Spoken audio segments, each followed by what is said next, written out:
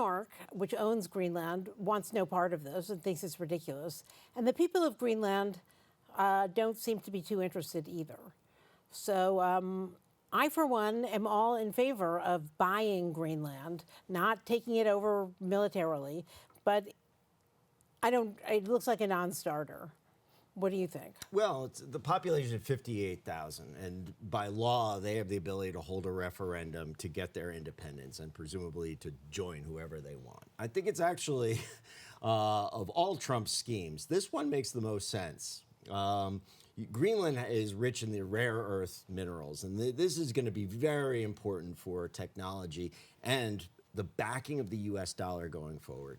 The days of the U.S. dollar just being a fiat currency that everybody has faith and trust in are over. The dollar is going to collapse within a year or two unless it gets backed up by oil, gold, and rare earth minerals. Those are the three prongs that are going to back up the U.S. dollar. So this would be a very good acquisition for the United States and is going to be kind of necessary to maintain our wealth going forward. So I think it's a smart move. Now, how you go about doing that is, well, you would promise the Greenlanders that you're going to have everything you already have. You got universal health care, you got free access to college education, but it's going to be done through a sovereign wealth fund that will be operated in conjunction with the United States and the government of Greenland. It'll give them an opportunity to exploit all those things using American corporations that the Danish government just hasn't been able to do. No, the Danish government doesn't seem to be able to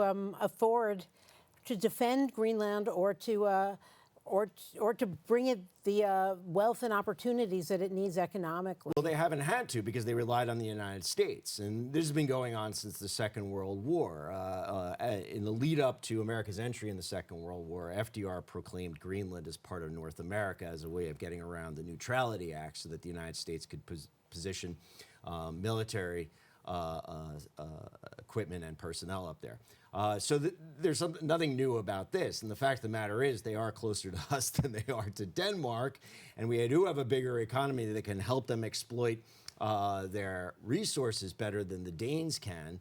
But Donald Trump's way of going about it, the kind of heavy-handed bluster, it's been repulsive. No, I agree with you Greenlanders. entirely. I think that this is an instance where if Trump had started secret negotiations with the Prime Minister of Denmark, he might have made much more progress. Well, I would just go over the Prime Minister's head. I would go directly to the people. We're only talking about 58,000 people, and you have to be 51% of the 58,000. So how difficult would it be to send in some very smart political operatives, maybe working with the CIA and get a groundswell of nativist Greenland support for an independence movement? I mean, that's the way to do it. One plan I've heard that makes sense is just to buy their consent, to give every person in Greenland $100,000. It's going to need more than $100,000 because they got universal health care and free college education. Just sticking with Denmark, it's going to take a lot more than $100,000. Well, you could stick with the universal health care and the free college educations, but it's going to take a certain amount of money.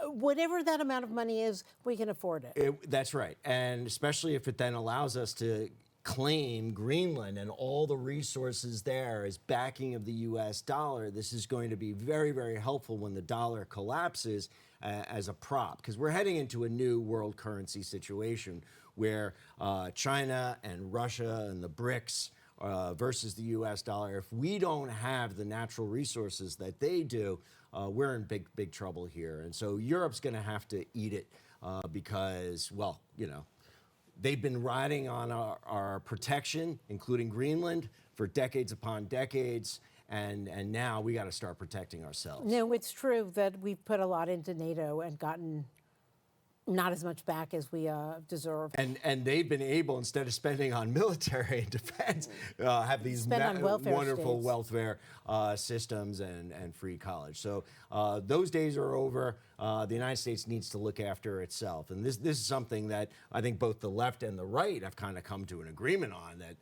or members of the right, certainly parts of MAGA, that it's time to really focus on at home instead of all these adventures abroad.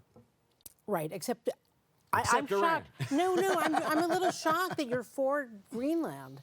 Yeah, I mean, no, this really, the U.S. dollar is about to collapse, and so we've got to prop this thing up. So the time for sort of the bleeding heart liberal, let's leave Greenland to the Danes. That's got to be over. We got to be realistic about this, and Greenland is very, very useful in terms of the rare earth materials. Most of them are in China, and we can't rely on the Chinese to provide them for us going forward. So we need to get them ourselves. Speaking of Scandinavians, Yeah. the city of Minneapolis, formerly populated by Scandinavians, appears to be having some problems with ICE.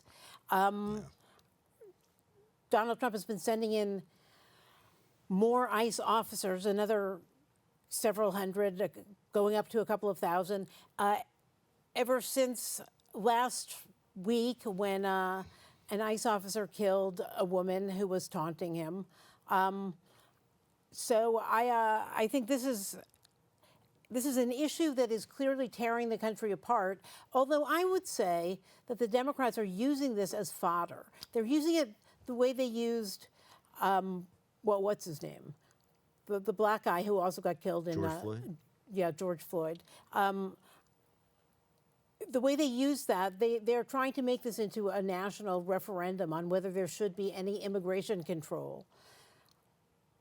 Yeah, and remember when we were talking about how ICE could be used effectively to go after gangs and to really protect these immigrant communities which were exploited by the gangs? That would have been the smart way to go.